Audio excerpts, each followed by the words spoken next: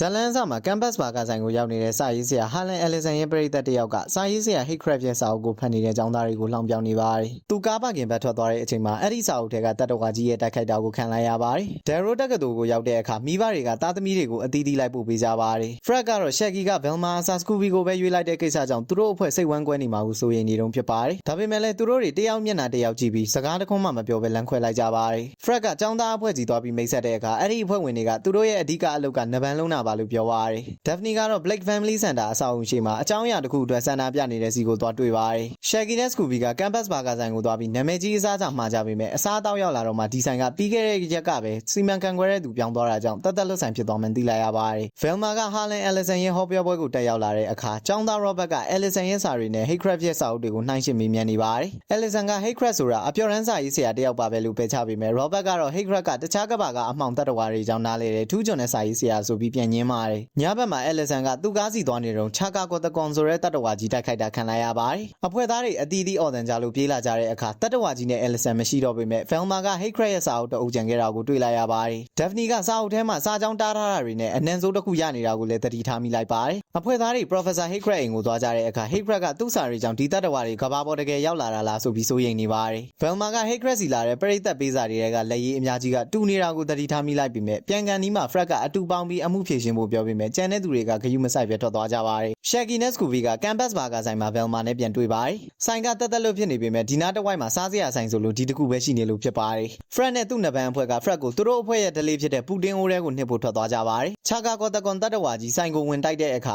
Shaggy က Velma ကိုဆွဲပြီးထွက်ပြေးပါတယ်။ Daphne က Ernesto နဲ့ဘာဆက်ပြီးဆန္ဒပြရမလဲတိုင်မြင်နေတော့ Fred ကသူ့လက်ကိုဆွဲပြီးဆက်ပြေးကြပါတယ်။အဖွဲ့သားတွေထွက်ပြေးရင်သူတို့ကိုလာချောင်းနေတဲ့ Haycraft နဲ့ဝင်တိုက်မိပါတယ်။ Haycraft ကအမှန်တရားကိုဖွင့်ပြောဖို့ဆုံးဖြတ်လိုက်ပြီးဟောပြောပွဲခန်းမထဲမှာသူ့စာတွေအားလုံးဟာလိန်ညာထားတာပါဆိုပြီးဝန်ခံလိုက်ပါတယ်။အမာခံပရိသတ်တစ်ယောက်ဖြစ်တဲ့ Robert ကမယုံနိုင်ပဲဘသူကလိန်ခိုင်းတာလဲဆိုပြီးထမေးပါတယ်။မထင်မှတ်ပဲ Ernesto နဲ့လူအုပ်ကြီးရဲ့တခြင်းမဆုံးခင်မှာပဲတတ္တဝါကြီးပေါ်လာပြီး Haycraft ကိုဖမ်းခေါ်သွားပါတော့တယ်။ Haycraft ရဲ့အိမ်ရောက်တော့အဖွဲ့သားတွေလူခွဲပြီးထောင်ချောက်လှုပ်ဖို့ဖြစ်စီရှာကြပါတယ်။ Shaggy ကရေပွဲလက်တံနဲ့အဆွဲခံရတယ်ထင်ပေမဲ့တကယ်တော့လွယ်အီကျိုးဖြစ်နေပါတယ်။အိတ်ထဲကစာအုပ်မှာ Haycraft ကိုယ်တိုင်ရေးသားထားတဲ့ဇာတ်လမ်းတွေနဲ့စောစောကအနံ့လိုမျိုးရနေတာကိုတွေ့လိုက်ရပါတယ်။အခန်းတစ်ခုတည်းကအကူအညီတောင်းတန်ကြလို့ Fred တကားဖွင့်လိုက်တဲ့အခါဇလန်းအစမှာအဖမ်းခံထားရတဲ့ကောင်လေးကိုစာအုပ်တွေကြားမှာပိတ်မိနေတာတွေ့လိုက်ရပါတယ်။ခေါင်းမိုးပေါ်ကနေ Haycraft ရဲ့အတန်ကိုကြားရပြီးသူဖန်တီးထားတဲ့တတ္တဝါကြီးကသူ့ကိုပြစ်ချတက်ဖြတ်ဖို့လုပ်နေတာကိုတွေ့ရပါတယ်။ Fred, Daphne နဲ့ Velma တို့ကတတ္တဝါကြီးအာယုံပြောင်းသွားအောင်ဂါထာရွတ်တယ်လို့အော်ဟစ်နေတော့ Shaggy နဲ့ Scooby ကဝင်တိုက်ခိုက်ပါတယ်။ Haycraft ပြုတ်ကျလာတာကို Shaggy ကဖမ်းလိုက်နိုင်တယ်လို့ပြုတ်ကျလာတဲ့တတ္တဝါကြီးကိုလည်း Haycraft ကပြန်ဖိုင်းလိုက်နိုင်ပါတယ်။ Fred ကတတ္တဝါကြီးရဲ့အော်တန်ပြောင်းအောင်လေဘက်နဲ့ပိတ်လိုက်ပြီး Velma ကမျက်နှာဖုံးခွာလိုက်တဲ့အခါ Haycraft ရဲ့အမာခံပရိသတ် Robert ဖြစ်နေပါတယ်။တတ္တဝါရဲ့ဆူရှာတဲ့အော်တန်ကိုမျက်နှာဖုံးထဲကစပီကာနဲ့လှုပ်ထားတာဖြစ်ပြီးအနံ့ဆိုးကတော့မျက်နှာဖုံးမှာရေပွဲလက်တံအစ်စ်တွေတက်ထားလို့ဖြစ်ပါတယ်။ရဲတွေတရားခံကိုဖမ်းခေါ်သွားပြီးတဲ့နောက်မှာတော့ Harlan Ellison နဲ့ Haycraft တို့ဟာပရိသတ်တွေဟာအဆိုးဆုံးပဲဆိုတာကိုသဘောတူလက်ခံသွားကြကဒီအကြောင်းစာအုပ်အတူတူရေးဖို့တိုင်ပင်ကြပါတယ်။အဖွဲ့သားတွေ Mystery Machine စီကိုပြန်ရောက်တဲ့အခါ Mr. E ထားခဲ့တဲ့ Darrow မိသားစုမှတ်တမ်းသစ်တာတစ်လုံးကိုတွေ့ရှိလိုက်ရပါတော့တယ်။